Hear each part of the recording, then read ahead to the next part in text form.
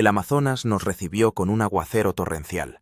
Gotas del tamaño de uvas golpeaban el fuselaje de nuestra pequeña hidroavioneta, convirtiendo la visión a través del parabrisas en una borrosa masa verde.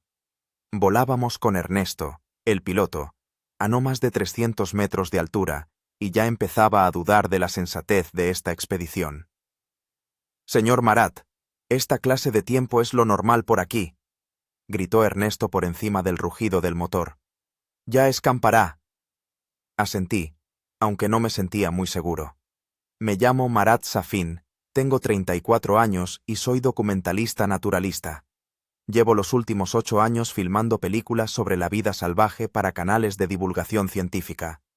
Esta expedición debía ser la culminación de mi carrera. Un mes en el corazón de la Amazonía para filmar las especies más raras de caimanes y anacondas. La estación biológica El Dorado, a la que nos dirigíamos, estaba a 200 kilómetros del asentamiento más cercano. De repente, la avioneta se sacudió con tanta fuerza que mi cámara salió volando de mi regazo y golpeó el mamparo. Ernesto soltó una palabrota en español y sus manos se aferraron al timón. «¡Una bolsa de aire!», gritó. «¡Agárrese fuerte!». Los siguientes minutos se convirtieron en una pesadilla. Nos zarandeaban de un lado a otro como a un muñeco.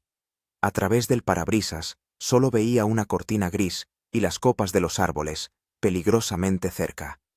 El rugido del motor se transformó súbitamente en un silencio aterrador, interrumpido únicamente por el silbido del viento y el repiqueteo de la lluvia. «El motor ha fallado». En la voz de Ernesto se notaba un pánico absoluto. «Intentaré amerizar en el río. Rece, señor». No había tiempo para rezos. Solo alcancé a abrocharme el cinturón y cubrirme la cabeza con las manos cuando la avioneta empezó a descender en picado. Las copas de los árboles se acercaban a una velocidad vertiginosa. En el último momento vislumbré un destello de agua, un amplio brazo del río serpenteando entre el océano verde de la jungla. El impacto fue terrible. El morro de la hidroavioneta se hundió en el agua y el parabrisas se hizo añicos. Corrientes heladas inundaron la cabina. Oí el grito de Ernesto y luego sentí un dolor agudo en la sien y perdí el conocimiento. No sé cuánto tiempo pasó. Me desperté ahogándome. La cabina estaba inundada hasta la mitad, la avioneta se inclinaba y se hundía lentamente en las turbias aguas. Ernesto colgaba inmóvil de los cinturones de seguridad, con la cabeza echada hacia atrás de forma antinatural. Incluso semi-inconsciente, entendí que estaba muerto. El pánico me dio fuerzas. Con manos temblorosas me desabroché el cinturón de seguridad e intenté abrir la puerta. No cedía. El agua ya me llegaba al pecho cuando encontré el martillo de emergencia y rompí la ventanilla lateral. Cortándome la mano con los fragmentos, me escurrí hacia afuera en el último momento. La avioneta se hundió con un borboteo. La corriente era fuerte. Me arrastraba río abajo, sumergiéndome de vez en cuando. Los pulmones me ardían por falta de oxígeno. Con mis últimas fuerzas me agarré a un tronco que flotaba a mi lado y me aferré a él como una garrapata. No recuerdo cómo logré llegar a la orilla. Solo recuerdo que salí a rastras a una playa fangosa y me quedé allí tumbado, tosiendo y jadeando, bajo el aguacero. Me dolía todo el cuerpo. De una herida abierta en el antebrazo manaba sangre, mezclándose con el agua sucia del río. Solo cuando pasó el primer shock me di cuenta de la magnitud de mi situación. Estaba solo en el corazón de la Amazonía, sin equipo, sin comunicación, sin comida, a cientos de kilómetros de la civilización. Nuestra ruta solo era conocida en la estación biológica, pero allí nos esperaban dentro de 2 días. Si no llego a la estación, nadie empezará a buscarme hasta dentro de una semana como mínimo. La lluvia fue amainando gradualmente y pude evaluar la situación. La orilla a la que me había arrastrado era una estrecha franja fangosa, tras la cual comenzaba inmediatamente una jungla impenetrable. El río se ensanchaba aquí, formando algo parecido a un remanso. Con horror, observé varias siluetas oscuras deslizándose por la superficie del agua. Caimanes.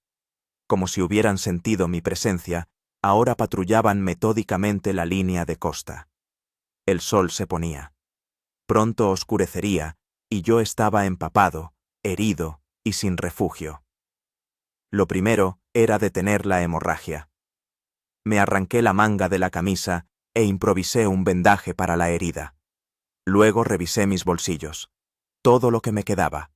Una navaja plegable en el bolsillo del pantalón, un encendedor, un pasaporte mojado y un paquete de cigarrillos empapado. Necesitaba encontrar urgentemente un refugio y encender un fuego, de lo contrario no sobreviviría a la primera noche.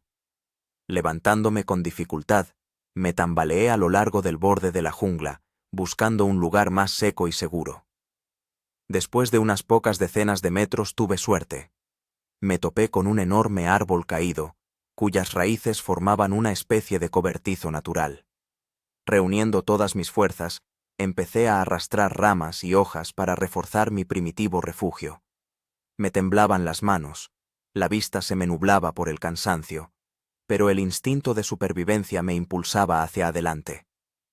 Cuando oscureció, tenía al menos algún tipo de refugio. Lo del fuego fue más complicado. Todo alrededor estaba mojado por la lluvia. Pasé casi una hora recogiendo médula seca de hojas de palma y corteza, intentando crear yesca. Cuando, por fin, una diminuta llama prendió con mi encendedor, casi me eché a llorar de alivio. La noche trajo nuevos horrores. La jungla cobró vida con miles de sonidos, gritos de aves, crujidos de ramas, susurros de hojas. Varias veces oí chapoteos en la orilla. Los caimanes seguían de guardia. El fuego los mantenía a raya, pero sabía que sin combustible, pronto se extinguiría. Tumbado bajo mi refugio improvisado, intentaba asimilar lo sucedido. Ernesto está muerto. Nuestro hidroavión, en el fondo del río. Nadie sabe dónde estoy. Nadie vendrá a rescatarme en los próximos días. Si quiero sobrevivir, tendré que valerme por mí mismo. Aquella primera noche apenas dormí. Cada sonido me hacía sobresaltar. Cada sombra me parecía un depredador. Echaba ramas al fuego y pensaba en que mañana comenzaría mi primer día completo de lucha por la supervivencia. El primero de 26 días de infierno, de los que entonces aún no era consciente. El amanecer trajo nuevos problemas y soluciones. Despertado por los chillidos penetrantes de los monos, descubrí que el fuego casi se había apagado y que mi refugio era el hogar de varias arañas grandes. Tras sacudírmelas de encima, salí al exterior y me examiné a la luz del día. El panorama era desolador. Una herida hinchada en el antebrazo empezaba a supurar. Numerosas rozaduras y contusiones palpitaban de dolor, y sentía como si me hubieran clavado un clavo en la sien. Lo primero era encontrar agua. El río estaba plagado de parásitos y bacterias. Beber directamente de él significaría una muerte segura por disentería o algo peor. Recordaba de los cursos de supervivencia que se podía obtener agua relativamente limpia de las lianas, así que me puse a buscarlas. La jungla me recibió con una pared de verdor húmedo. Abriéndome paso a través del sotobosque, miraba constantemente a mi alrededor, temiendo a las serpientes y otras criaturas peligrosas. A unos 50 metros de la orilla, encontré lo que buscaba, unas lianas gruesas y leñosas. Corté una y puse la boca bajo el líquido transparente que goteaba lentamente. Tenía un sabor amargo, pero era agua. Una vez saciada mi sed, decidí explorar la orilla en busca de algo útil que pudiera haber flotado tras el accidente. La suerte me sonrió. Aproximadamente 1 kilómetro río abajo, encontré mi mochila, enganchada a una raíz.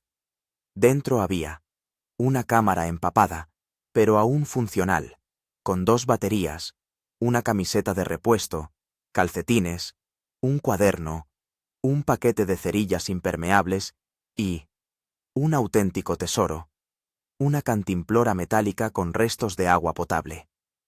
Animado por el hallazgo, continué la búsqueda y pronto me topé con un fragmento del ala del hidroavión. Debajo encontré un botiquín de primeros auxilios, parcialmente mojado, pero que aún contenía antiséptico, vendas y analgésicos. Podría salvarme la vida. De vuelta a mi campamento, lo primero que hice fue ocuparme de la herida. La lavé con antiséptico y la vendé con una venda limpia, lo que me produjo cierto alivio. Luego tomé 2 pastillas para el dolor y pensé en la comida. El estómago me rugía de hambre.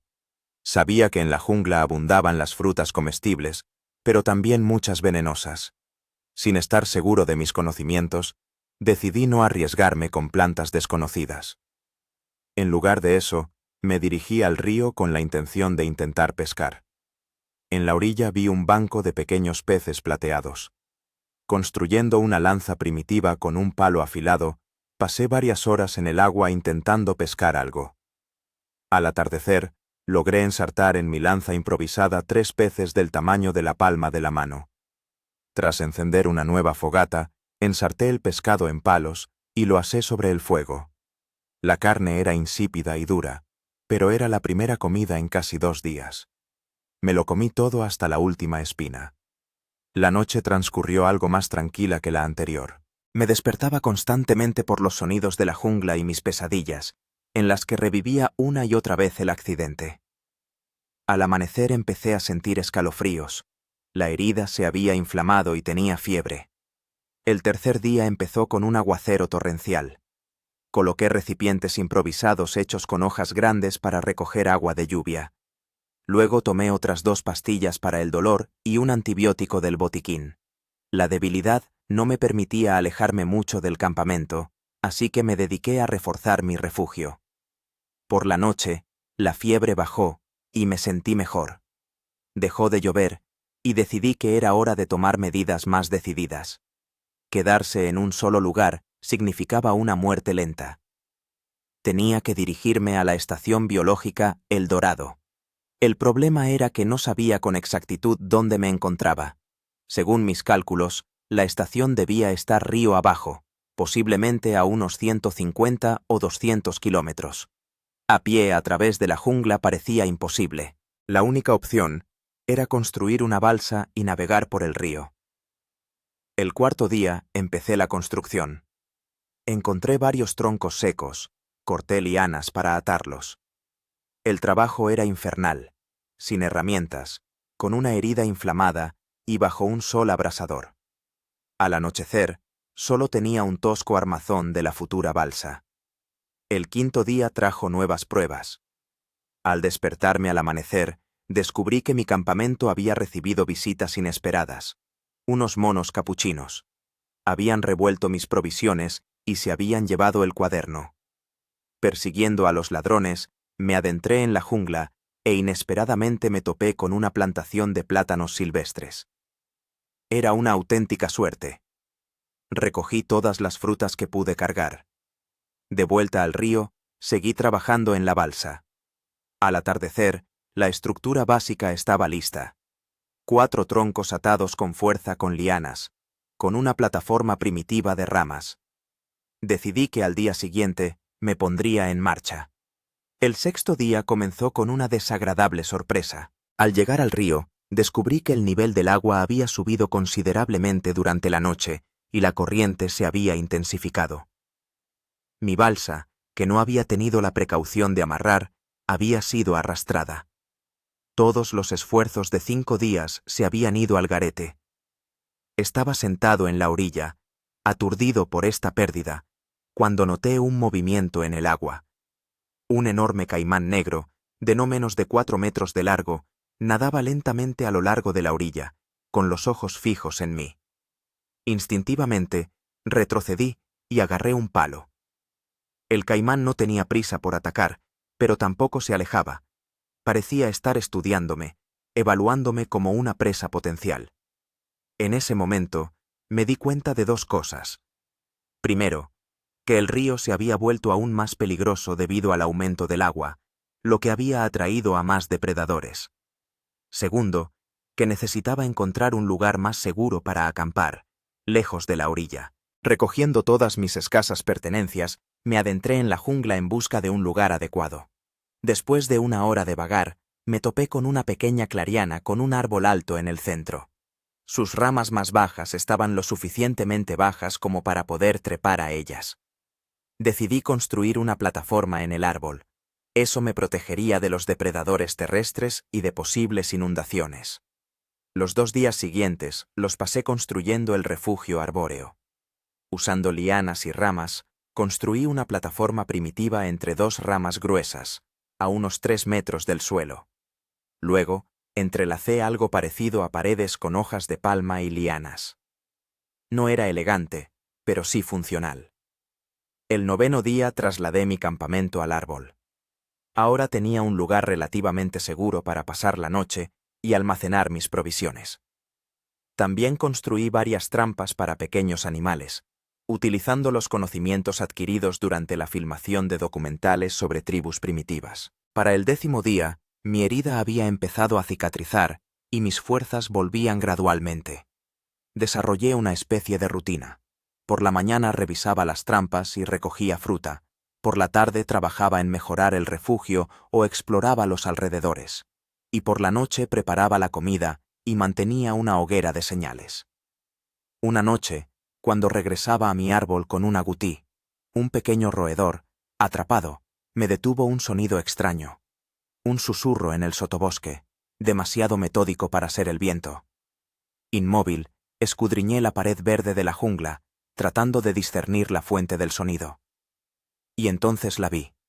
Una enorme anaconda, del grosor de mi pierna, que se deslizaba lentamente entre los helechos. Se movía paralela a mi camino, como si me escoltara. No me moví, conteniendo la respiración. La serpiente pasó de largo, sin mostrar interés, pero este incidente me hizo darme cuenta de que la jungla estaba llena de peligros que ni siquiera sospechaba. Esa noche, sentado en mi plataforma y mirando las estrellas a través de los huecos en la copa de los árboles, por primera vez me planteé seriamente la posibilidad de no salir de aquí con vida. La operación de búsqueda, si es que había comenzado, podría pasar de largo. Mis posibilidades de llegar a la civilización por mi cuenta eran mínimas. Pero no iba a rendirme. Si mi destino era morir en esta jungla, lucharía hasta mi último aliento. Con este pensamiento me dormí, sin sospechar que las verdaderas pruebas no habían hecho más que empezar. El 11º día trajo cambios. Al despertar al amanecer, noté que el nivel del agua del río había subido considerablemente. Había comenzado la inundación estacional. Mi campamento original en la orilla estaba completamente inundado. Me felicité por mi previsión. Al trasladarme al árbol, había evitado una catástrofe. Sin embargo, la inundación también trajo nuevos problemas.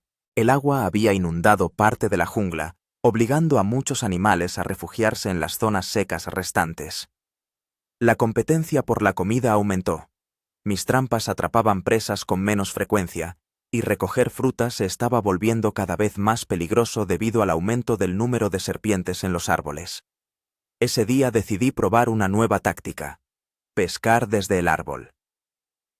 Construyendo una caña de pescar primitiva con una rama flexible, una liana y un trozo de madera afilado como anzuelo, me subí a una rama que sobresalía sobre la parte inundada del bosque. Como cebo utilicé trozos de fruta e insectos. Para mi sorpresa, este aparejo improvisado funcionó. En pocas horas pesqué 3 peces grandes, parecidos a pirañas, pero con dientes menos pronunciados. Su carne resultó ser más sabrosa y nutritiva que la de los pececillos que pescaba antes. El 12º día decidí ampliar mi territorio. Usando lianas, creé un sistema de pasarelas entre varios árboles que crecían cerca. Ahora podía moverme entre ellos sin bajar a la tierra inundada. En uno de los árboles encontré un agujero con una colmena. Arriesgándome a ser picado, conseguí un poco de miel, el primer dulce en casi 2 semanas en la jungla.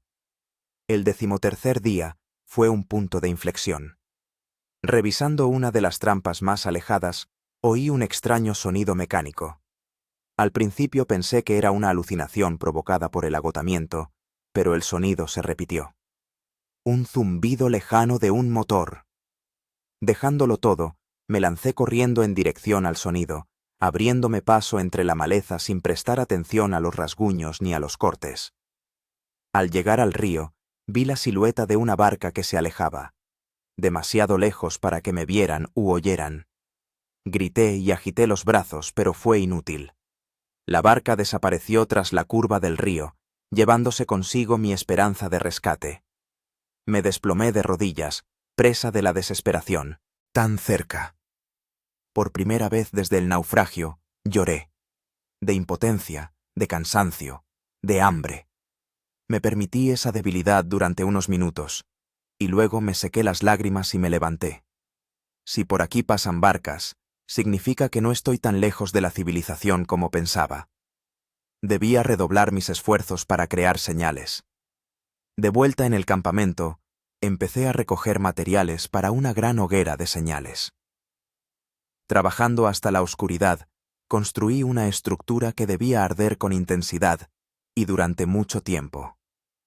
A partir de entonces, mantenía el fuego encendido cada día, listo para avivarlo a la primera señal de una barca que se acercara.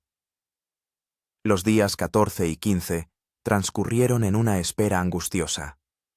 Pasaba horas sentado junto al río, escudriñando la distancia, pero no volví a ver ninguna barca. Quizás se trataba de una casualidad.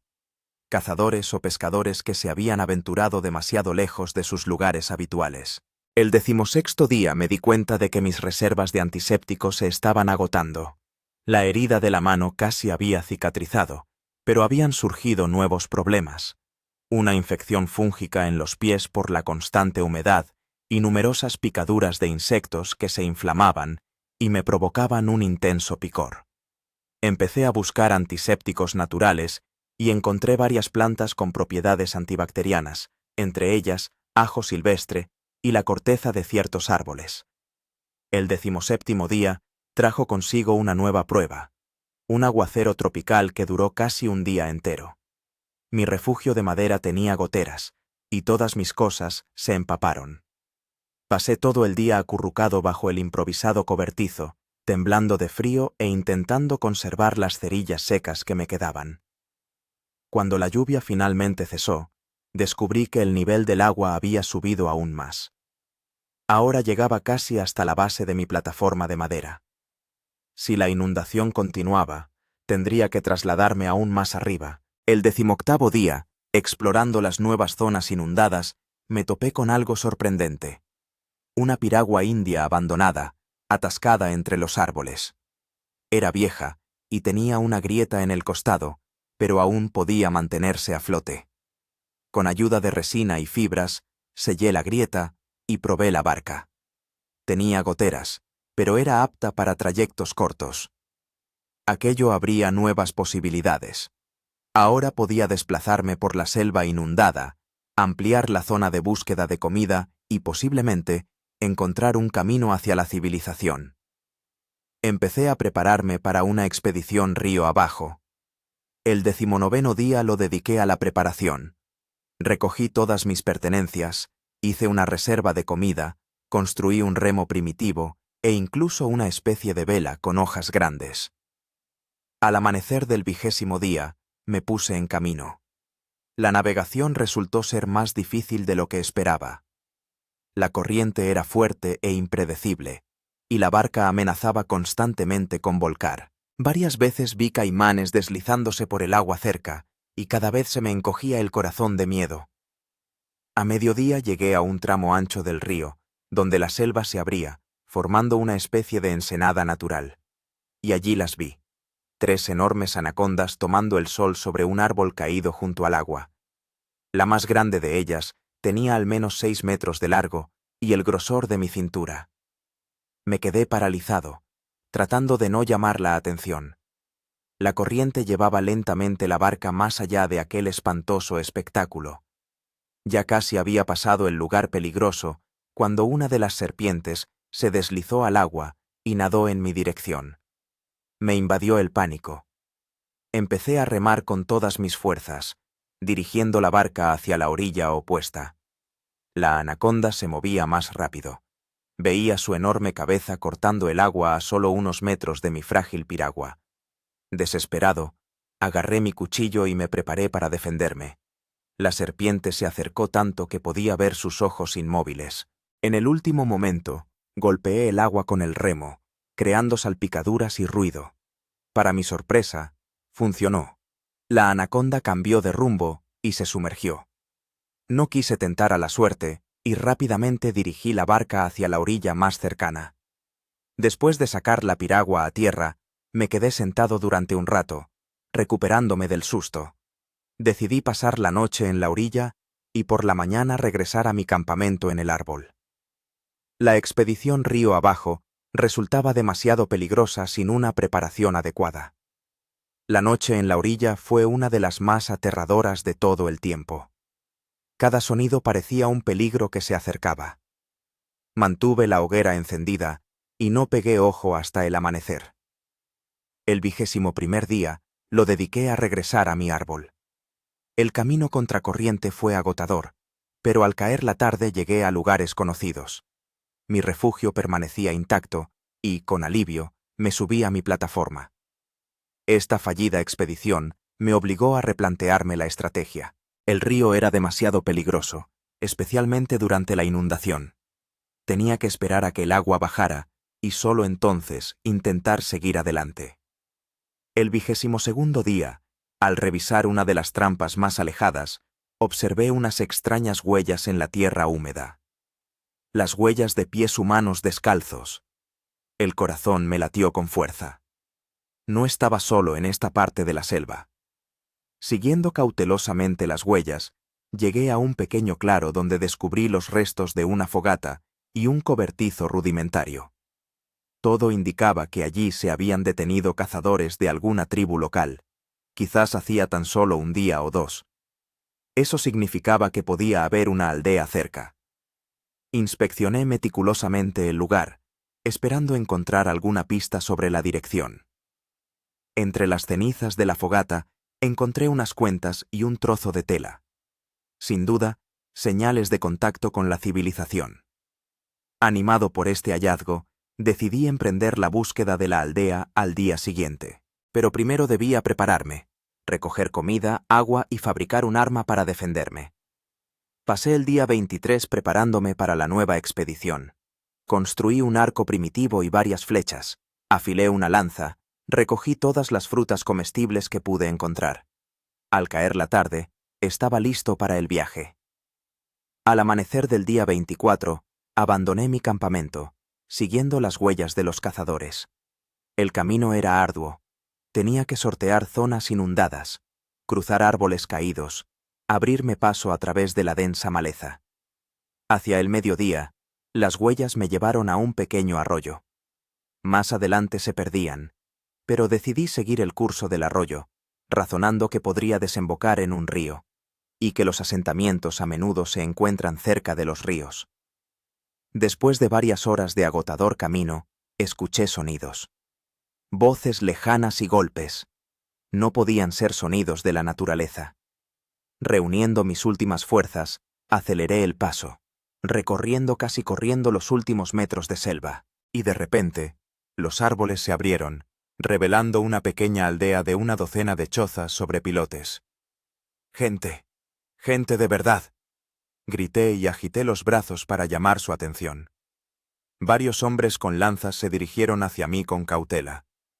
Debía de tener un aspecto terrible, demacrado, cubierto de barro y arañazos, hecho unos harapos. Pero en ese momento no me importaba. Estaba salvado. Pasé los últimos 2 días de mi calvario en esa aldea. Los lugareños eran de la tribu Yanomami, y algunos de ellos hablaban un poco de español.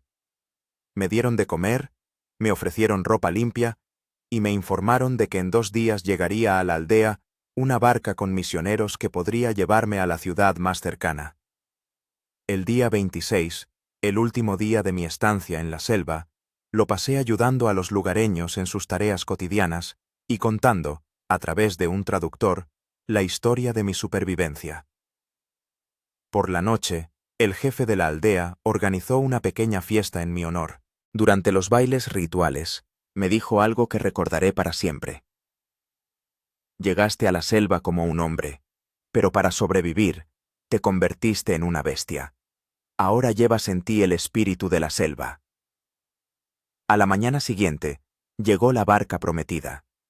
Los misioneros se quedaron asombrados con mi historia y accedieron a llevarme a Manaos, la ciudad importante más cercana.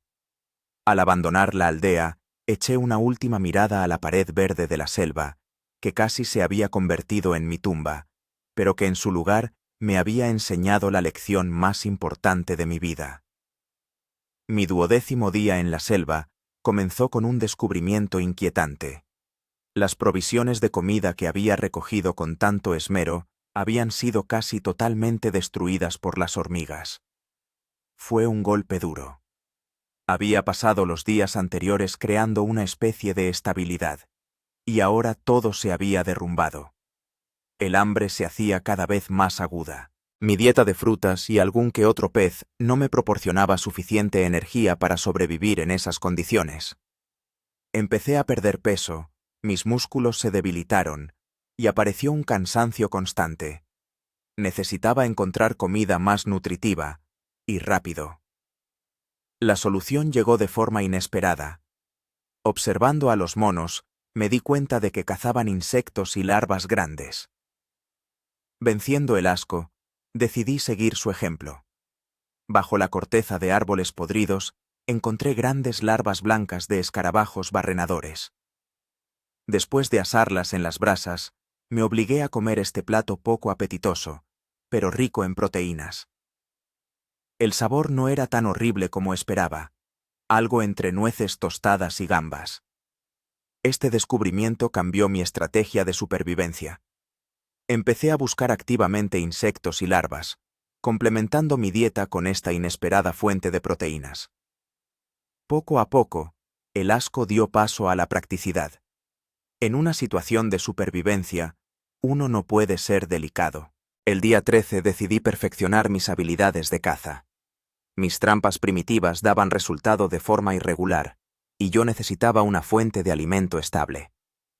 Recordando las técnicas que había visto en las tribus del Amazonas durante el rodaje, construí una cerbatana con el tronco hueco de una palma joven y dardos con astillas duras, afiladas al fuego. Los primeros intentos de caza con esta arma fueron infructuosos.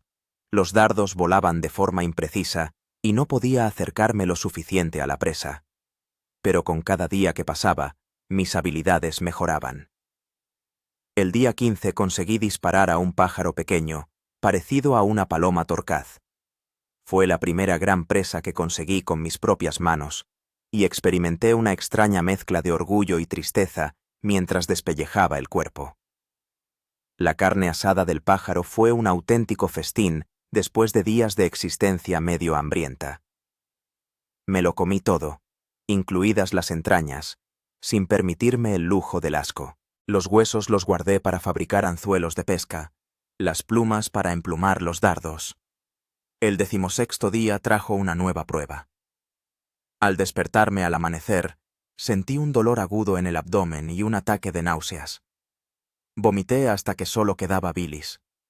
Posiblemente había comido algo venenoso o me había infectado con parásitos del agua del río. En cualquier caso, estaba demasiado débil para cazar o siquiera recolectar frutos.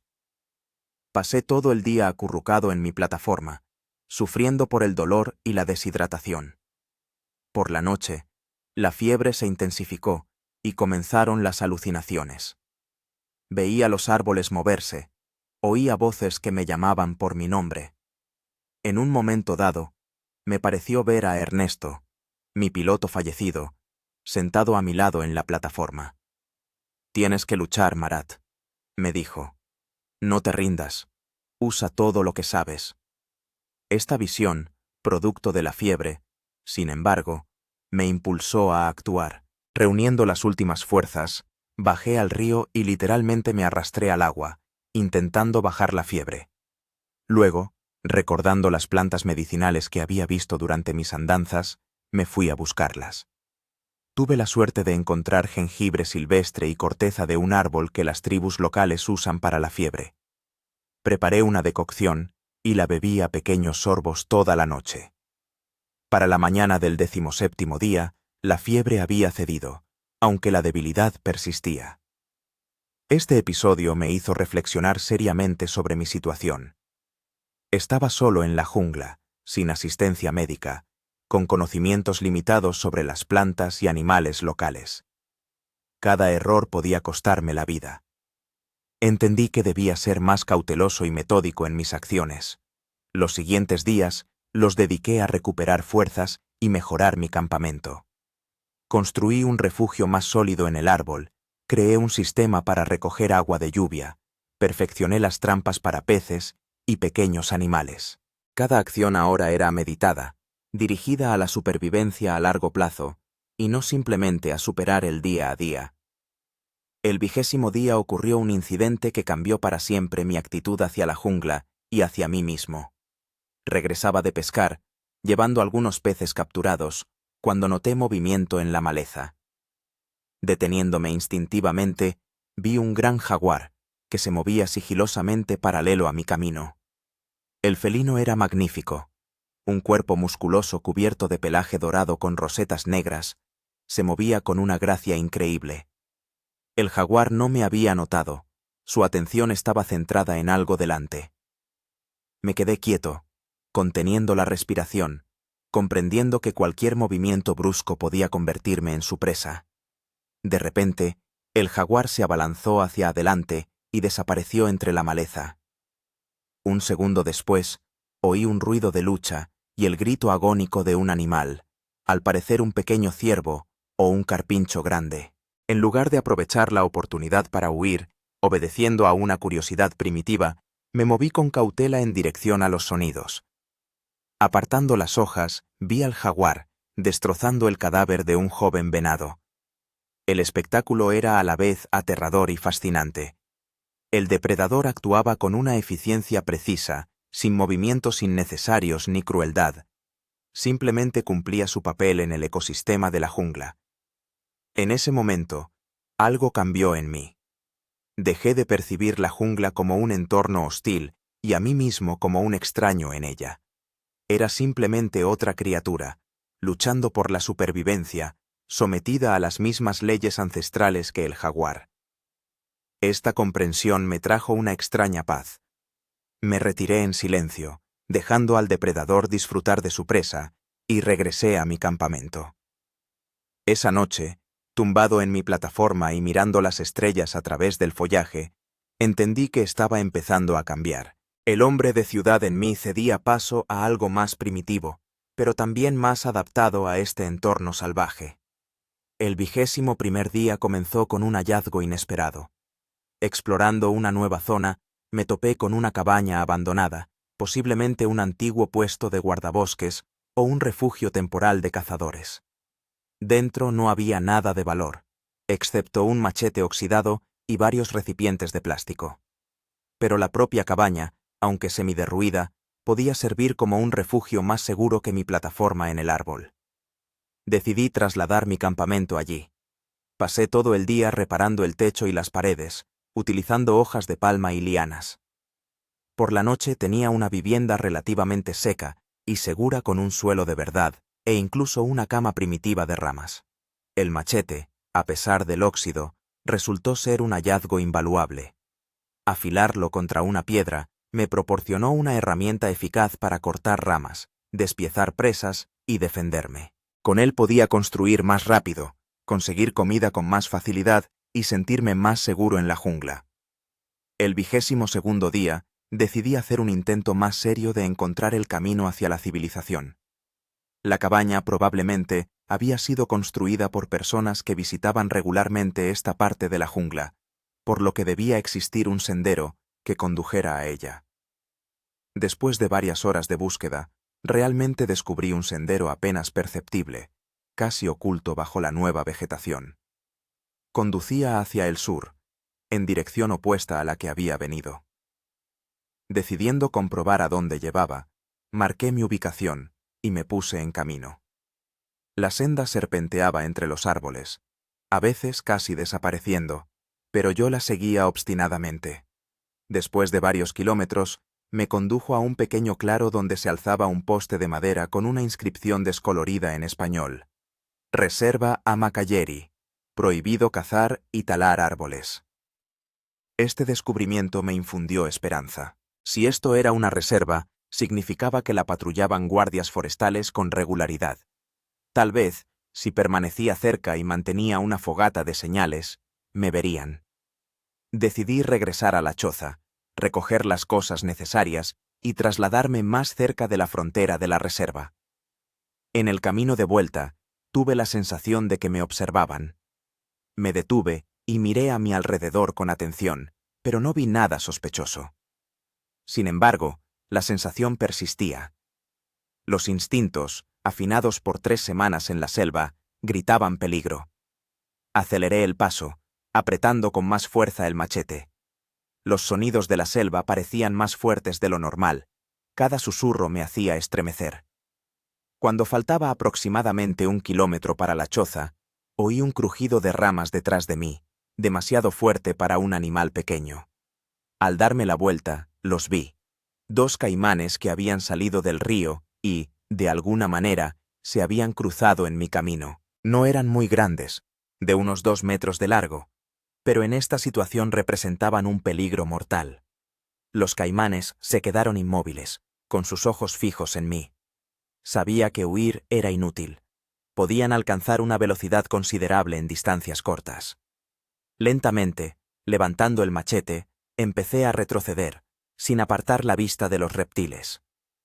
Uno de los caimanes avanzó. Sus movimientos eran lentos, pero decididos. Entendía que si decidía atacar, solo tendría una oportunidad para defenderme. En ese momento, hice algo que me habría parecido una locura hacía tan solo una semana. En lugar de seguir retrocediendo, solté un grito fuerte y me lancé hacia adelante, blandiendo el machete. Este ataque inesperado y agresivo tomó a los caimanes por sorpresa. Retrocedieron, siseando y abriendo las fauces. Aprovechando su confusión, los rodeé rápidamente por un amplio arco y corrí hacia la choza. A mis espaldas oía un ruido de arrastre. Los caimanes me perseguían, pero esta vez yo era más rápido. Irrumpí en la choza, cerré de golpe la puerta improvisada y la apuntalé con todo lo que encontré a mano. El corazón me latía como un loco, la adrenalina me hervía en la sangre. Escuchaba los sonidos del exterior, esperando que los caimanes intentaran entrar, pero gradualmente todo se calmó. Al parecer, los reptiles habían perdido el interés o habían decidido que la presa no valía la pena el esfuerzo. Este incidente me obligó a replantearme los planes. Trasladarme cerca de la frontera de la reserva era demasiado arriesgado, especialmente teniendo en cuenta la mayor actividad de los depredadores. Era más sensato permanecer en la choza, que ofrecía una relativa seguridad, y concentrarme en enviar señales. El día 23 empecé a crear un sistema de fogatas de señales alrededor de la choza. Despejé varios sitios. Construí pirámides de ramas secas y hojas que se podían encender rápidamente en caso de que apareciera un avión o gente. También empecé a trabajar en una gran señal de SOS, colocándola con piedras y flores blancas en un espacio abierto cerca de la choza. Esta actividad me daba un objetivo, no me permitía hundirme en la desesperación. Por la noche, sentado junto a la fogata y preparando la cena con pescado capturado y raíces comestibles, reflexionaba sobre mi transformación. En 3 semanas en la selva, había cambiado más que en todos los años anteriores de mi vida. Había aprendido a conseguir comida con mis propias manos, a construir refugios, a defenderme de los depredadores. Mis sentidos se habían agudizado, los instintos que dormitaban en la vida urbana se habían despertado. Pero lo más importante es que había cambiado mi percepción del mundo. Había desaparecido la ilusión de control que da la civilización. Aquí, en la selva, yo era simplemente otro animal que luchaba por la supervivencia. Y en esta simple verdad, había algo liberador. El día 24 comenzó con una señal alentadora. En lo alto del cielo, divisé un avión, demasiado alto para que me vieran, pero el mero hecho de su aparición significaba que me encontraba en una zona de rutas aéreas. Encendí inmediatamente todas las fogatas de señales que había preparado, pero el avión pasó de largo, sin cambiar de rumbo. Sin embargo, esto me infundió nueva esperanza. Decidí mantener una fogata humeante todos los días para aumentar las posibilidades de que me vieran. Recogía hojas húmedas y ramas verdes que producían un humo especialmente denso. El día 25, mientras revisaba las trampas para peces, noté un movimiento inusual en el agua. Mirando con más atención, vi una enorme anaconda que se deslizaba por la superficie del río. Tenía al menos 5 metros de largo, con un cuerpo del grosor de mi muslo. En lugar de miedo, sentí un extraño respeto por este antiguo depredador. No éramos tan diferentes. Ambos cazadores, ambos supervivientes en este mundo hostil. Observé en silencio cómo la anaconda se ocultaba en la maleza de la orilla opuesta, llevándose consigo un carpincho capturado. Al regresar a la choza, descubrí que parte de mis provisiones de comida habían desaparecido. Las huellas de garras en el suelo de madera indicaban que algún animal había estado aquí, posiblemente un mono o un coatí, nasua. Fue desagradable, pero no catastrófico. Aprendí a reponerme rápido. Por la noche, cuando ya me estaba preparando para dormir, escuché un sonido que me paralizó. El eco lejano de un motor. Salí disparado de la choza y vi la luz de unos faroles moviéndose por el río. ¡Una barca! Agarré una rama encendida de la hoguera y corrí hacia la orilla, ondeando aquella antorcha improvisada y gritando con todas mis fuerzas. El corazón me daba brincos en el pecho cuando el haz de luz de un reflector de la barca barrió la orilla y se detuvo en mí. Oí exclamaciones de sorpresa y, acto seguido, la barca cambió de rumbo y se dirigió hacia donde yo estaba. Eran guardas forestales de la reserva, que hacían una patrulla nocturna. No daban crédito a sus ojos al ver a un hombre barbudo y demacrado, agitando una rama en llamas en la orilla del río, en lo más profundo de la Amazonía. Cuando les conté mi historia, su asombro se convirtió en admiración. Según me dijeron, en aquellos lugares, ni siquiera los lugareños más experimentados se atrevían a quedarse solos más de unos pocos días. Que yo hubiera sobrevivido 25 días les parecía un verdadero milagro. Al amanecer del día 26, emprendimos el camino. Recogí las pocas cosas que quería conservar como recuerdo: el machete, el arco hecho a mano, algunas puntas de flecha. El resto lo dejé en la choza, por si acaso algún día le servía a otro viajero perdido. Al abandonar el lugar que había sido mi hogar durante las últimas semanas, experimenté una extraña mezcla de sentimientos: alivio por el pronto regreso a la civilización y, a la vez, algo parecido a nostalgia. Una parte de mí, esa parte primitiva, animal, que se había despertado en la selva, no quería marcharse. El camino hasta la base de los guardas forestales nos llevó todo el día. Desde allí avisaron por radio de mi rescate y, a la mañana siguiente, vino un helicóptero a recogerme. Al despedirme de los guardas, les di las gracias por salvarme y les prometí que volvería, pero como voluntario, para ayudar a proteger aquel lugar asombroso. Subiendo al helicóptero, lancé una última mirada al inmenso océano verde de la selva. Casi me mata, pero también me había dado algo invaluable: la comprensión de mi propia fuerza y mi lugar en la naturaleza. Llegué aquí como un simple hombre de ciudad y me iba siendo otro, alguien que había conocido su verdadera esencia y no le tenía miedo, y, como me dijo uno de los guardas, la Amazonía cambia a todos los que se atreven a desafiarla. Para sobrevivir aquí, hay que aceptar en uno mismo el espíritu de la selva, volverse un poco bestia. Y yo sabía que tenía razón. Una parte de mí se quedaría para siempre en esa selva, y una parte de la selva se quedaría para siempre en mí. El 25º día en la Amazonía empezó con la sensación de que las fuerzas me abandonaban. Mi cuerpo, exhausto por la falta de una nutrición adecuada y la tensión constante, se negaba a obedecer. Cada movimiento requería un esfuerzo consciente, como si me moviera a través de melaza espesa. En casi 4 semanas en la selva, había perdido, según mis cálculos, al menos 15 kilos. Las costillas sobresalían claramente bajo la piel. y los músculos, antes fuertes, se habían convertido en fibras correosas. Al despertarme al amanecer en mi choza, me costó obligarme a levantarme y cumplir con el ritual matutino. Revisar las trampas, recoger agua, mantener la hoguera de señales. Esa rutina me ayudaba a mantener la cordura, daba estructura a los días, que de otro modo se fundirían en una lucha interminable por la supervivencia. Las trampas habían dado una escasa cosecha, un pequeño pez y algún roedor parecido a una rata. Hace apenas un mes, la idea de comer algo así me habría provocado repugnancia. Ahora miraba esa presa con gratitud. Un día más de vida. Mientras descuartizaba al roedor con mi machete, noté un movimiento inusual en la maleza cercana. Deteniéndome en seco, escudriñé la pared verde de la selva, tratando de distinguir el origen del movimiento. De repente, los arbustos se apartaron y un hombre salió al claro frente a la choza. El corazón me dio un vuelco. Después de tantos días de soledad, la visión de otro ser humano me parecía una alucinación. El desconocido era bajo, corpulento, de piel oscura y cabello largo y negro recogido en una coleta.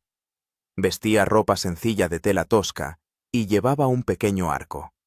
Nos miramos el uno al otro durante unos segundos, ambos aturdidos por el encuentro inesperado. Entonces, lentamente, levanté la mano en un gesto de saludo, tratando de no hacer movimientos bruscos. El hombre respondió de la misma manera, con el rostro expresando una mezcla de sorpresa y cautela. ¿Habla español?, pregunté, esperando que entendiera español, el idioma más extendido en esta parte de la Amazonía. Sí, un poco, respondió con un marcado acento. ¿Quién eres? ¿Cómo has llegado aquí? Le expliqué mi situación con palabras sencillas, complementando mi discurso con gestos. El hombre, que se llamaba Runa, escuchó atentamente, con los ojos cada vez más abiertos a medida que comprendía la magnitud de mi desgracia. ¿25 días solo en la selva?, repitió con incredulidad. Es imposible para un hombre de ciudad. Le mostré mi choza, las trampas, las herramientas que había fabricado. Runa lo inspeccionó todo con un creciente respeto. Entonces dijo algo que lo cambió todo. Mi aldea está a 2 días de camino desde aquí. Si quieres, puedo llevarte allí. Casi me caigo de rodillas del alivio. Un salvavidas. Después de tantos días luchando solo, la esperanza de volver a la civilización parecía casi irreal. Runa me explicó que era un cazador de la tribu Machiguenga y que había llegado a esos parajes persiguiendo una piara de pecaríes, cerdos salvajes. Había accedido a posponer la cacería y ayudarme a llegar a su aldea, desde donde una vez al mes llegaba una barca con comerciantes con destino a la ciudad más cercana. Decidimos ponernos en marcha a la mañana siguiente. Runa se quedó a pasar la noche en mi choza, compartiendo conmigo carne seca y unas raíces que llevaba consigo. Era la primera comida de verdad en muchos días, y me costó horrores no abalanzarme sobre ella como un animal. Por la noche, sentados junto al fuego, charlamos. Mi español dejaba mucho que desear, y Runa solo conocía frases básicas, pero conseguimos entendernos. Me contó cosas sobre su tribu, sobre las tradiciones Machiguenga, sobre cómo el mundo moderno estaba cambiando poco a poco sus vidas, no siempre para mejor. Yo le conté mi historia de supervivencia, le mostré las cicatrices y las heridas que me había hecho en estas semanas. Runa escuchaba con verdadero interés, a veces asintiendo con comprensión, a veces negando con la cabeza con asombro. En un momento dado, me dijo: «Has sobrevivido porque la selva te ha aceptado. Muchos vienen aquí con ínfulas, pensando que pueden dominar el bosque. Esos mueren rápido. Tú has aprendido a respetar la selva, te has hecho parte de ella. Es la única forma de sobrevivir aquí». Sus palabras tocaron algo muy hondo dentro de mí. Y es que, en efecto, mi actitud hacia la selva había cambiado en estas semanas. Al principio la veía como un enemigo, una fuerza cruel que quería destruirme. Poco a poco había llegado a entender que la selva simplemente existía según sus propias leyes. antiguas, duras, pero justas. No era ni buena ni mala, simplemente real, a diferencia del mundo artificial de la civilización. Al amanecer del día 26, Runa y yo emprendimos el camino. Recogí las pocas cosas que quería conservar: la cámara con el material grabado, el cuchillo, el machete. El resto lo dejé en la choza, despidiéndome mentalmente de aquel lugar, que había sido mi hogar y mi prisión al mismo tiempo. Atravesar la selva con un guía experto fue una experiencia totalmente distinta.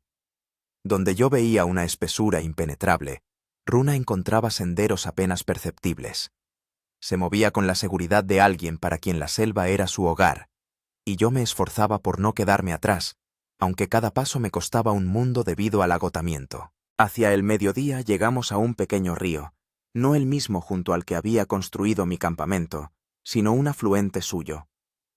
Runa sacó de su bolsa una piragua de corteza enrollada, ligera, pero sorprendentemente resistente. La echamos al agua y continuamos el camino ya por el río, lo que aceleró considerablemente nuestro avance. Sentado en la piragua, y viendo cómo Runa manejaba la pértiga con destreza, por primera vez en muchos días me permití relajarme. La idea de que pronto todo esto acabaría, de que volvería a la vida normal, me parecía a la vez maravillosa y extrañamente aterradora. Llevaba tanto tiempo viviendo en modo supervivencia que casi había olvidado lo que era ser una persona normal. Por la noche acampamos en una pequeña elevación junto al río. Runa levantó rápidamente un cobertizo con hojas de palma y encendió una hoguera. Luego sacó del agua varias trampas para peces que había colocado antes de nuestro encuentro. En ellas había varios peces grandes que asamos a las brasas. Durante la cena, Runa me habló de su aldea. Según me dijo, allí vivían unas 50 personas, entre mujeres y niños. Mantenían un modo de vida tradicional, pero no renunciaban por completo a las ventajas de la civilización. Tenían paneles solares para cargar radios, herramientas de metal, algunos medicamentos. Nuestro chamán dice que debemos tomar del mundo exterior solo lo que nos ayude a sobrevivir, pero no lo que cambie nuestra alma, explicó Runa. Algunos jóvenes no están de acuerdo, quieren vivir como la gente de la ciudad. Se van a las ciudades, pero a menudo vuelven decepcionados. Le conté mi trabajo como documentalista, cómo grababa películas sobre culturas y especies animales en peligro de extinción. Runa escuchaba con interés, sobre todo cuando hablaba de otras tribus del Amazonas con las que me había reunido. «Entiendes nuestra vida mejor que muchos blancos», dijo. «Quizá por eso la selva no te mató». La noche transcurrió tranquila, sin las habituales inquietudes y miedos que me habían atormentado todas estas semanas. La presencia de Runa, un hombre para quien la selva era su hogar, ejercía un efecto tranquilizador. Por primera vez en mucho tiempo, dormí un sueño profundo y reparador. La mañana del día 27 nos recibió con una ligera niebla sobre el río. Después de un desayuno rápido con los restos del pescado de la noche anterior, continuamos nuestro camino. Runa dijo que al caer la tarde deberíamos llegar a su aldea. El día transcurrió en un viaje relativamente cómodo por el río. Nos detuvimos varias veces, para arrastrar la piragua por los bajos, para recoger fruta o simplemente para descansar a la sombra. Runa me mostró varias plantas y me explicó sus propiedades: medicinales, venenosas, comestibles. Lamenté no tener la posibilidad de grabar toda esta información. Era valiosísima. Al caer la tarde, tal como había prometido Runa, divisamos las primeras señales de presencia humana. Claros desbrozados en la orilla, un embarcadero rudimentario para las canoas. Poco después, aparecieron las propias viviendas, una decena de chozas palafíticas dispuestas en semicírculo en torno a una explanada central. Nuestra llegada provocó un auténtico revuelo. Mujeres y niños huyeron despavoridos a las chozas, mientras que los hombres empuñaban lanzas y arcos. Runa les gritó algo en su lengua, y la tensión se relajó un poco, aunque la cautela persistió. De la choza central, la más grande, salió un anciano de rostro surcado de arrugas y larga cabellera canosa. Sin duda, el jefe o el chamán. Runa se inclinó ante él con respeto y comenzó a explicarle algo, señalándome de vez en cuando. El anciano escuchaba atentamente, con los ojos, brillantes y penetrantes a pesar de su edad, escudriñándome con una curiosidad manifiesta. Cuando Runa terminó de hablar, el anciano se acercó a mí y, para mi sorpresa, me dirigió la palabra en un español bastante bueno. Runa me dice que has sobrevivido 25 días solo en la selva. Es algo muy poco común para un hombre de la ciudad. Bienvenido a nuestra aldea. Soy Amaru, el chamán de la tribu Machiguenga. Le agradecí su hospitalidad y le conté mi historia a grandes rasgos. Amaru escuchaba, haciéndome preguntas aclaratorias de vez en cuando. Cuando terminé, asintió con respeto. La selva te ha puesto a prueba y te ha considerado digno. Es una buena señal. Quédate con nosotros hasta que recuperes tus fuerzas. Dentro de 7 días, llegará una barca de comerciantes, que podrá llevarte a Puerto Maldonado. Así comenzaron los últimos días de mi aventura amazónica. Me asignaron una pequeña choza en el borde de la aldea y me proporcionaron comida, sencilla pero nutritiva. Las mujeres de la tribu me curaron las heridas y úlceras con unas pomadas a base de hierbas increíblemente eficaces. Poco a poco, la desconfianza de los habitantes de la aldea se transformó en curiosidad, y luego en amistad. Los niños dejaron de esconderse a mi paso e incluso empezaron a seguirme a todas partes, riendo y señalando mi barba y mi piel clara. Los hombres me invitaban a unirme a sus expediciones de caza y pesca, aunque, debido a mi debilidad, solo podía ser un observador. Me asombraba su destreza y su conocimiento de la selva. Leían el bosque como un libro abierto, percibiendo las más mínimas señales que indicaban la presencia de presas o peligros. Pero fue con Amaru con quien entablé una relación especialmente estrecha. El viejo chamán demostraba un interés sincero por el mundo exterior y me hacía preguntas durante horas sobre las ciudades, las tecnologías, la política. Sus preguntas eran sorprendentemente perspicaces y profundas, lo que evidenciaba una inteligencia que no estaba limitada por el aislamiento de su tribu. Una noche, mientras estábamos sentados junto a la hoguera, Amaru me dijo: «Sabes, Marat, tu historia es inusual. La mayoría de los blancos que se pierden en la selva sin preparación mueren en cuestión de días. No mueren de hambre o por los depredadores, sino de miedo. El miedo paraliza la mente y te hace cometer tonterías. Tú fuiste capaz de superar ese miedo, aprendiste a escuchar a la selva. Es un don raro». Le respondí que no me atribuía ningún mérito, que simplemente no tenía otra opción. Sobrevivir era la única alternativa. «Siempre hay una elección», replicó Amaru.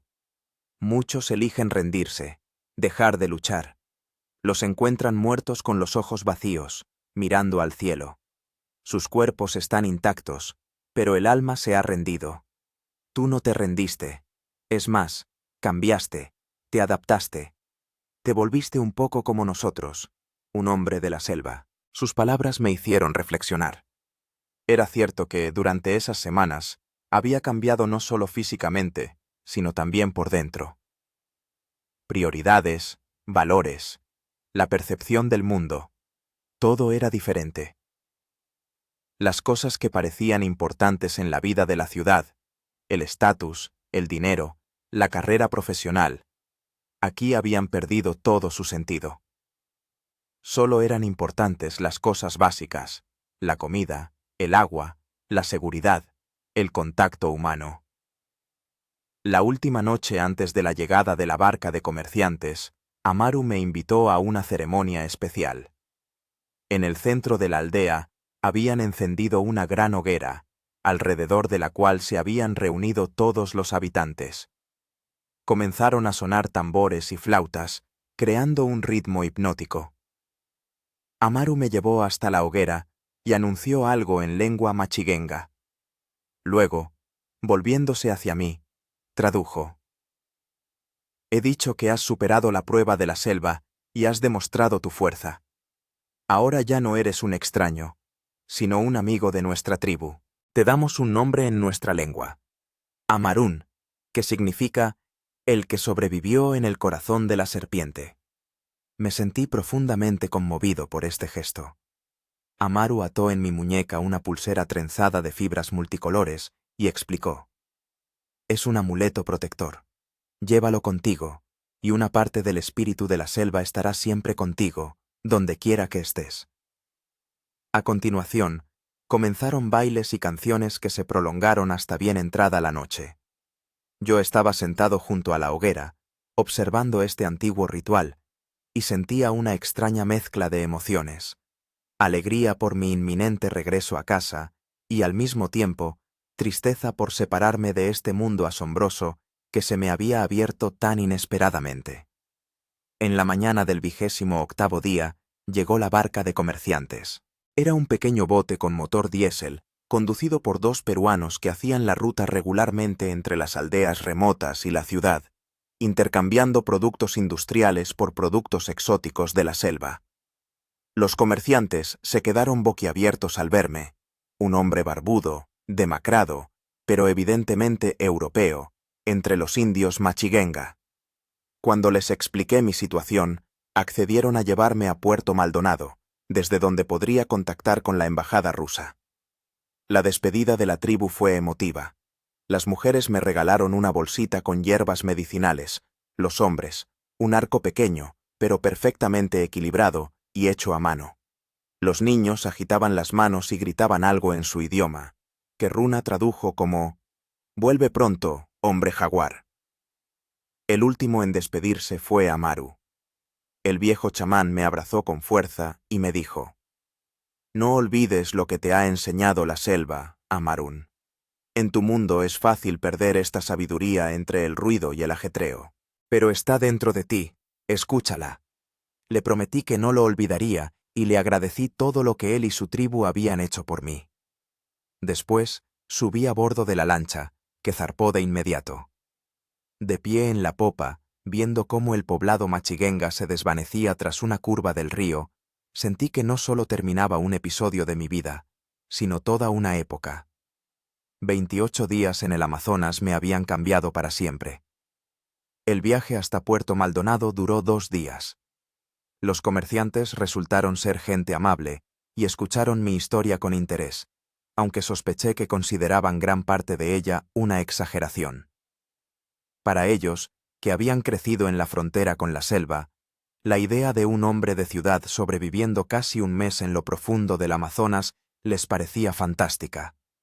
En Puerto Maldonado me puse en contacto con el consulado ruso en Lima, que organizó mi traslado a la capital peruana y, posteriormente, mi regreso a Rusia. Los médicos me diagnosticaron un agotamiento moderado, varias infecciones parasitarias y estrés psicológico, pero en general consideraron que mi estado era sorprendentemente bueno para alguien que había pasado por semejante prueba. Los periodistas que se enteraron de mi historia me asediaron con peticiones de entrevistas. Me negué. Necesitaba tiempo para asimilar lo sucedido antes de compartirlo con el mundo. De vuelta en Moscú, lo primero que hice fue revisar el material grabado, que milagrosamente se había conservado en mi cámara. Las imágenes de los primeros días de la expedición, el accidente.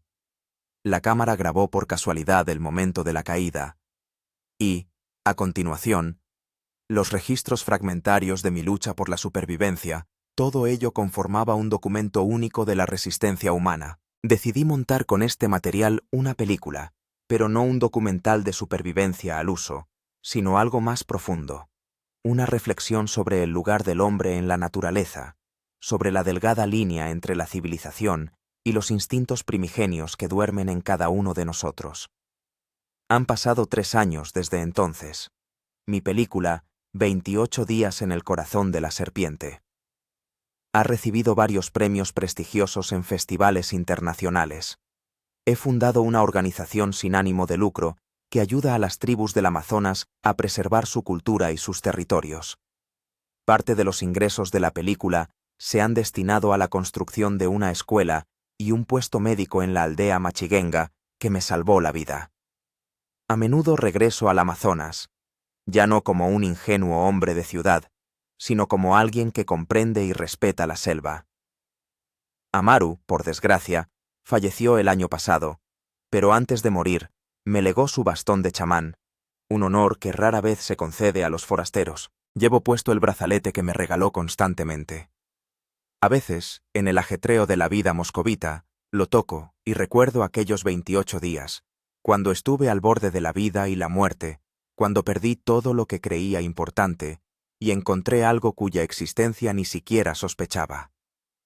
Como dijo Amaru, para vivir de verdad, a veces hay que mirar a la muerte cara a cara. Yo me la encontré, y ahora vivo de verdad. Han transcurrido exactamente 5 años desde que regresé del Amazonas. 5 años desde el momento en que pisé la escalerilla del avión en el aeropuerto de Sheremetyevo, aún sin creer del todo que la pesadilla había terminado. Mi historia de supervivencia se hizo conocida, primero en círculos reducidos de documentalistas y viajeros, luego, tras el estreno de la película, también para el público en general. La vida, al parecer, volvió a la normalidad. Seguí rodando documentales, dando conferencias sobre supervivencia en condiciones extremas. Escribí un libro sobre mi experiencia. Por fuera todo estaba bien, pero por dentro algo había cambiado para siempre. La vida urbana, que antes consideraba normal, ahora me parecía extraña y artificial. La interminable agitación, la búsqueda del estatus y el dinero, el constante ruido informativo, todo esto me causaba una sensación de alienación. A menudo me sorprendía, en medio de una reunión de negocios o una conversación social, regresando mentalmente a la selva, a sus leyes simples y duras. Por las noches tenía sueños sobre el Amazonas, no pesadillas sobre la lucha por la supervivencia, sino visiones extrañamente apacibles del laberinto verde, donde me sentía como en casa. Me despertaba con una sensación de pérdida, como si una parte de mí se hubiera quedado allí, entre los árboles y los ríos. Mi familia y mis amigos notaban estos cambios. «Es como si no hubieras regresado del todo», me dijo una vez mi hermana. Y tenía razón. Físicamente estaba aquí, pero parte de mi conciencia permaneció para siempre en la selva. En el aniversario de mi rescate recibí una carta inesperada. Llegó por la vía más larga. Primero a la corresponsalía peruana del canal para el que trabajaba, luego a la oficina de Moscú y finalmente a mi casa. El sobre estaba ajado, con infinidad de matasellos. Dentro había una hoja de papel con líneas desiguales escritas a mano en español. A Amaru, el hombre jaguar. De Runa, de la tribu Machiguenga. Espero que estas palabras te encuentren. Nuestra aldea ha cambiado desde que te fuiste. La escuela y el puesto de salud que ayudaste a construir son de gran utilidad. Los niños aprenden a leer y escribir. Los enfermos reciben medicinas. Pero hay malas noticias. Gente con máquinas grandes ha llegado a nuestro bosque. Cortan árboles y cavan la tierra buscando oro. Dicen que tienen papeles del gobierno. Intentamos detenerlos, pero nos amenazaron con armas. Amaru, antes de morir, dijo que volverías cuando la selva te necesitara. Creo en sus palabras. La selva te llama, hermano.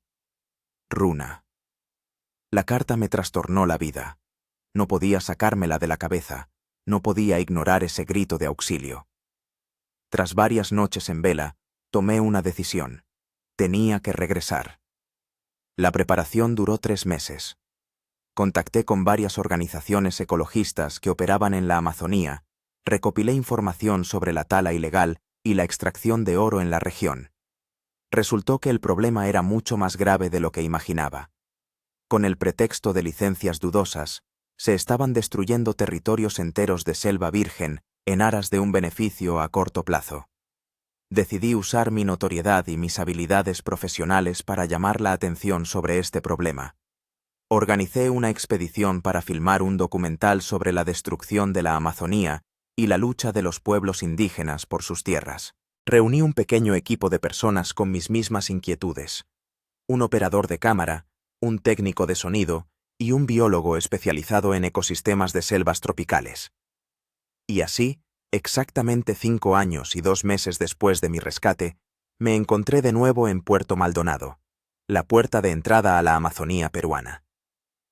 La ciudad había cambiado, se había hecho más grande, más moderna, más ruidosa. Pero bastaba con alejarse unos pocos kilómetros para que ante nosotros se extendiera de nuevo el inmenso océano verde de la selva. Nuestro viaje a la aldea Machiguenga duró 4 días. Primero en todoterrenos por caminos de tierra, luego en lanchas a motor por el río Madre de Dios y sus afluentes. Cuanto más avanzábamos, más huellas de destrucción encontrábamos. Zonas de bosque taladas, ríos turbios por los vertidos, campamentos improvisados de buscadores de oro. Al tercer día de nuestro viaje, nos topamos con el primer obstáculo serio. El camino estaba bloqueado por un cordón organizado por una empresa de seguridad privada. Hombres armados y vestidos de camuflaje nos exigieron un permiso para pasar por territorio privado. Estas son las tierras ancestrales de las tribus Machiguenga y Yanomami, repliqué. No pueden ser propiedad privada. Tenemos todos los documentos necesarios del Ministerio de Recursos Naturales, respondió el jefe de seguridad, mostrando unos papeles con sellos. Este territorio ha sido legalmente concedido en concesión a la empresa Amazonas Gold. Comprendí que no íbamos a pasar por la fuerza. Tuve que recurrir a otros métodos. Contacté con un abogado de la organización ecologista con la que colaborábamos y, al cabo de unas horas, obtuve un permiso oficial para realizar el rodaje como periodista acreditado. Los guardias, de mala gana, nos dejaron pasar. Lo que vimos tras el cordón dejó en shock incluso a los miembros más experimentados de nuestro equipo. En un área de varios kilómetros cuadrados, la selva había sido completamente destruida. En lugar de árboles majestuosos, un barrizal surcado por excavadoras. El agua del río más cercano era amarilla por la arcilla y los productos químicos. En el aire flotaba un olor a gasóleo y vegetación en descomposición. Lo grabamos todo con la cámara, tomamos muestras de agua y suelo para su posterior análisis. Grabé una intervención emocional frente al bosque devastado, sin ocultar mi ira y mi dolor. Al atardecer del cuarto día, por fin llegamos a la aldea Machiguenga. Apenas reconocí el lugar, había cambiado mucho en los últimos años. Habían aparecido nuevas construcciones, entre ellas la escuela y el puesto de salud construidos con el dinero de mi película. Algunas cabañas tenían ahora paneles solares en los tejados, pero el cambio principal estaba en el ambiente. En lugar de la calma y el sosiego que recordaba, se percibía tensión y preocupación. Los niños no jugaban en la plaza central, las mujeres se mantenían en grupos, los hombres se reunían en pequeños círculos, conversando tensamente sobre algo. Runa me recibió en el embarcadero. Apenas había cambiado. Seguía siendo igual de fornido y fuerte, solo que en su pelo habían aparecido más canas. Nos abrazamos como hermanos separados durante largos años. «Has vuelto, como predijo Amaru», dijo con una sonrisa en la que se leían a la vez alegría y amargura. «La selva te llamó, y tú has escuchado su llamado». Le presenté a mi equipo y le expliqué el propósito de nuestra visita. Runa escuchó atentamente y asintió. «Es bueno que hayan venido con cámaras. Quizás sus imágenes hagan que las autoridades nos escuchen. Hemos intentado luchar, pero somos muy pocos contra su dinero y sus armas». Aquella tarde se celebró una asamblea en el centro del poblado. Los ancianos y representantes de la tribu nos hablaron de su lucha. Era una historia típica y por eso mismo aún más trágica. Primero llegaron los geólogos, luego gente con papeles que ofrecían dinero a cambio del derecho a utilizar parte de su territorio. Ante la negativa de la tribu, comenzaron las amenazas, seguidas de la violencia directa. Varios jóvenes que intentaron detener la tala de árboles fueron golpeados y uno desapareció sin dejar rastro. «Dicen que tienen derechos otorgados por el gobierno», explicó uno de los ancianos. «Pero esta tierra perteneció a nuestros ancestros mucho antes de que existiera su gobierno. ¿Cómo se puede vender lo que no es tuyo?» Les expliqué nuestro plan de acción. Pasaríamos 2 semanas en el poblado y sus alrededores filmando la vida de la tribu, su conexión con la selva y la destrucción causada por los buscadores de oro.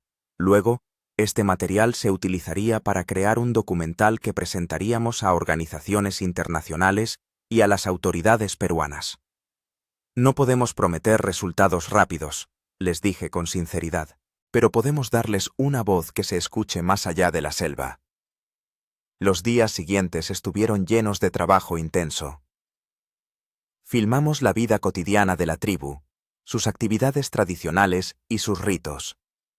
Prestamos especial atención a su relación con la selva, cómo utilizan sus recursos sin causar daños irreparables, cómo transmiten el conocimiento sobre las plantas y los animales de generación en generación. Paralelamente, realizábamos incursiones en las zonas de tala y extracción de oro, registrando con la cámara la magnitud de la destrucción. En varias ocasiones, los guardias de seguridad de la empresa intentaron detenernos, pero nuestra acreditación internacional y la presencia de representantes de la tribu les disuadieron de entrar en un conflicto directo. El 7º día de nuestra estancia, ocurrió un incidente que pudo haber terminado en tragedia. El operador, 2 guías de la tribu y yo, estábamos filmando otra zona de tala cuando se nos acercó un jeep con guardias de seguridad. Su jefe, el mismo con el que ya nos habíamos topado en el retén, estaba visiblemente ebrio y agresivo. «Están extralimitándose en sus funciones», nos espetó, blandiendo una pistola. «Abandonen inmediatamente el territorio de la empresa y borren todas las grabaciones». Traté de hablar con calma, explicándole que teníamos todos los permisos necesarios y que nos encontrábamos allí legalmente.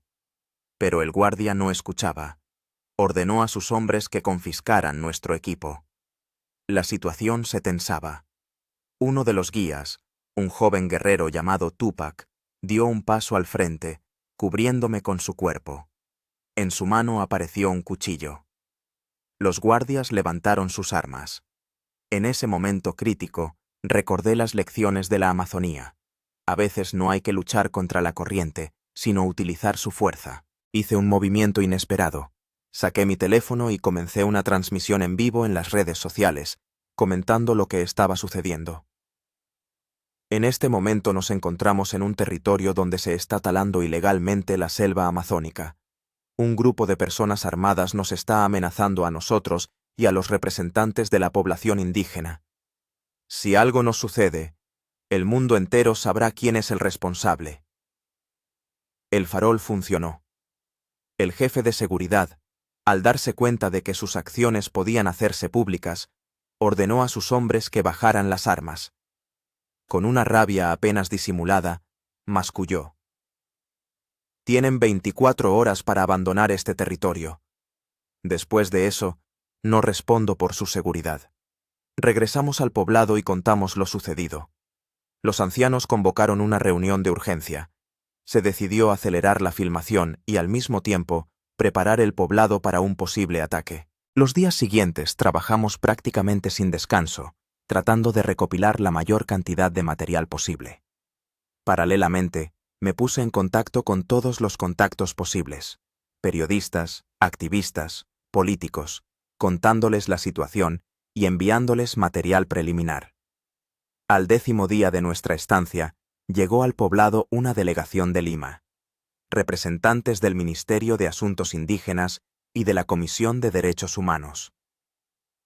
Al parecer, nuestras publicaciones en las redes sociales y los contactos con la prensa habían generado suficiente revuelo como para llamar la atención de las autoridades. La comisión realizó una investigación in situ, interrogó a los habitantes del poblado y examinó las zonas de tala. Su conclusión fue inequívoca.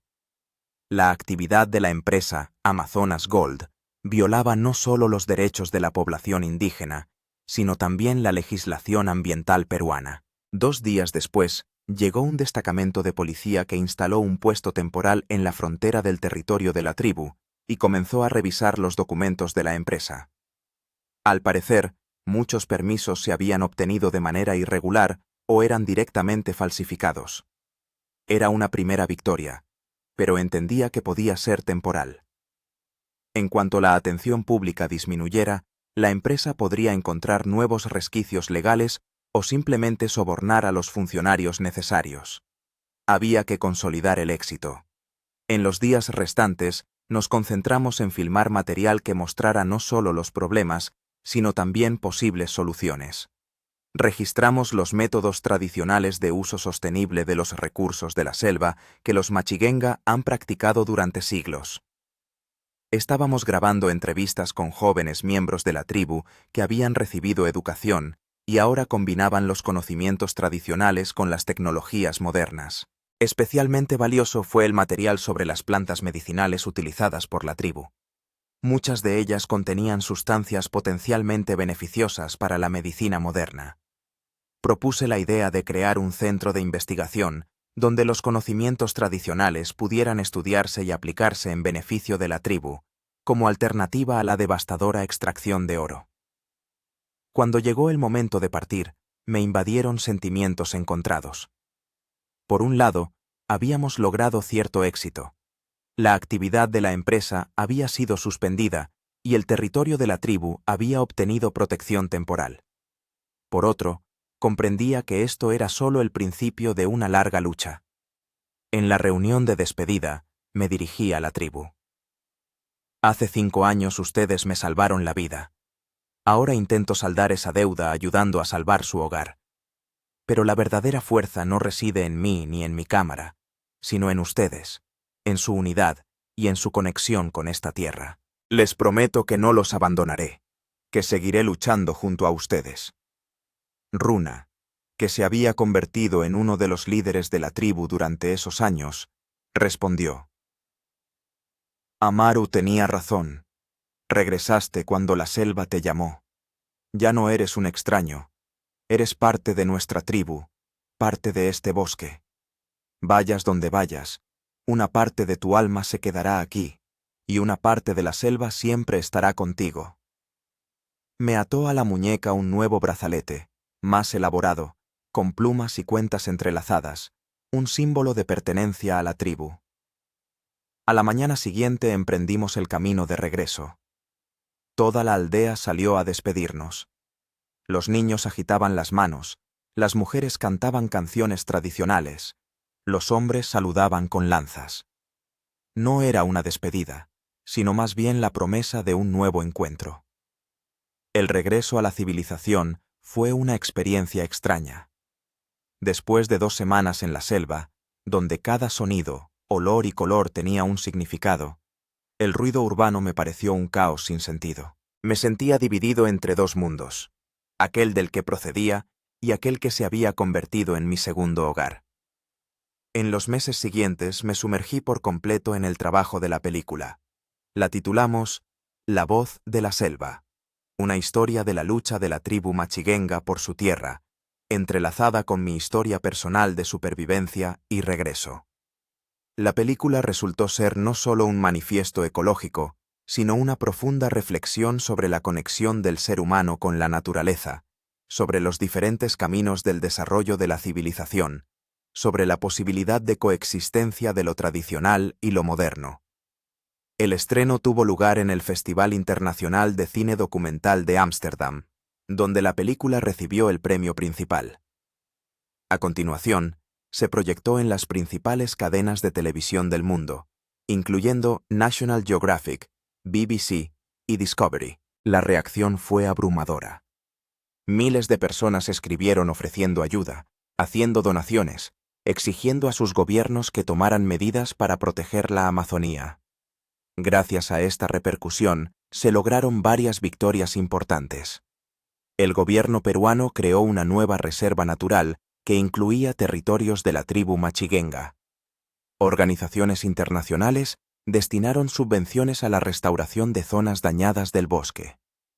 Se creó un fondo para apoyar la educación de los niños de la tribu y la conservación de su patrimonio cultural. Pero el logro más importante fue un cambio en la percepción.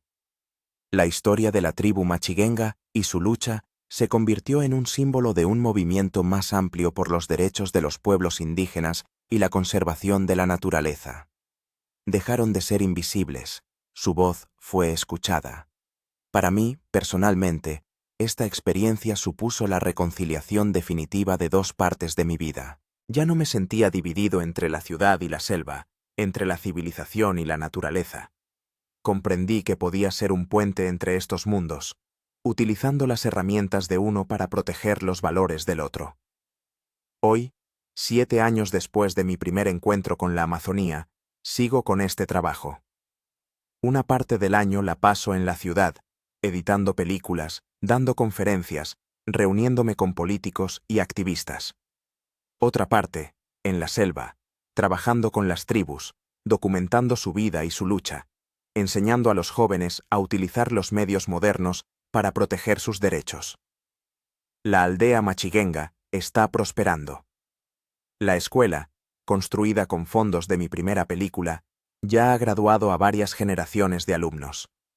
Algunos de ellos han ingresado en las universidades de Lima y Cusco, estudiando ecología, derecho, medicina, con la intención de regresar y ayudar a su pueblo. El puesto médico se ha ampliado hasta convertirse en una pequeña clínica, donde la medicina moderna se combina con los métodos de tratamiento tradicionales. Runa se ha convertido en el representante oficial de la tribu en el Consejo Regional de Asuntos Indígenas. Su hijo, Maipu, que tenía 10 años cuando llegué por primera vez a la aldea, ahora estudia Derecho Ambiental en la Universidad de Lima y se prepara para defender los intereses de su pueblo en los tribunales. A menudo pienso en las palabras de Amaru, que me dijo antes de despedirnos: «No olvides lo que te ha enseñado la selva». La principal lección que saqué de mi experiencia es que la supervivencia no es solo una lucha contra un entorno hostil. Es la habilidad de convertirse en parte de ese entorno, comprender sus leyes y encontrar tu lugar en él. Esta lección no solo es aplicable a la supervivencia física en la selva, sino también a nuestra supervivencia colectiva como especie. La humanidad ha intentado durante demasiado tiempo dominar la naturaleza, someterla a sus deseos. Debemos aprender a vivir en armonía con ella, como lo han hecho las tribus amazónicas durante milenios. A veces, en esos raros momentos de silencio, cierro los ojos y regreso a aquellos 26 días en que estuve solo, frente a frente con la selva. Recuerdo el miedo y la desesperación de los primeros días, la gradual aceptación y adaptación, y finalmente, esa extraña sensación de pertenencia que llegó al final. Para sobrevivir, tuve que convertirme en algo salvaje, despertar los instintos ancestrales que dormían bajo la fina capa de civilización. Pero en esa transformación no hubo degradación, solo un retorno a algo auténtico e importante, algo que se había perdido en el ruido y el ajetreo de la vida moderna. La pulsera que Runa me regaló en la última despedida todavía está en mi muñeca. Está desgastada y descolorida por el tiempo, pero no me la quito. Es mi ancla, la que me une a la selva, la que me recuerda quién me convertí y quién sigo siendo, a pesar de todos los cambios externos. 26 días me cambiaron para siempre. Me enseñaron que la frontera entre el hombre y la bestia, entre la civilización y la naturaleza, es mucho más tenue de lo que solemos pensar. Y en esa toma de conciencia no hay temor, sino liberación. Porque solo reconociendo nuestra verdadera naturaleza, podemos vivir en armonía con el mundo que nos rodea y dentro de nosotros.